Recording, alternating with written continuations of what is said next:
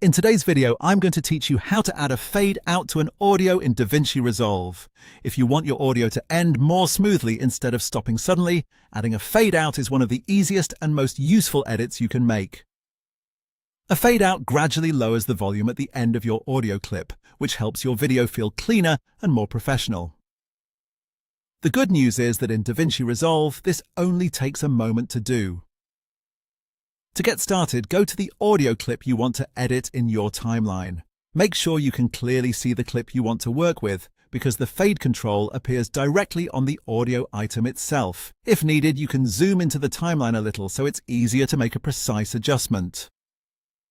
Now click on the audio clip you want to add the fade out to. Once the clip is selected, look closely at the top edges of the audio clip. You'll see a small white handle or white mark at both the top left and the top right corners. These marks are the built-in fade controls for the clip. Since we want to create a fade out, focus on the white mark at the top right edge. Click on that right side handle and drag it slightly to the left. As you drag, DaVinci Resolve creates a fade out at the end of the clip. This means the audio will gradually decrease in volume until it reaches silence right at the end. A small adjustment is usually all you need, especially if you just want the ending to feel softer and more natural. If you drag the handle farther to the left, the fade out becomes longer and more noticeable.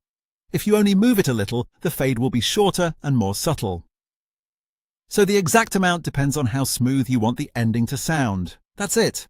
Once you release the handle, the fade out is applied automatically.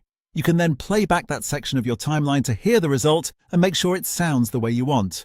If needed, you can always drag the handle again to fine-tune the fade length. This is a very simple edit, but it can make a big difference in the overall quality of your project. Instead of audio cutting off abruptly, it ends in a much more polished way. And that's how to add a fade out to an audio in DaVinci Resolve.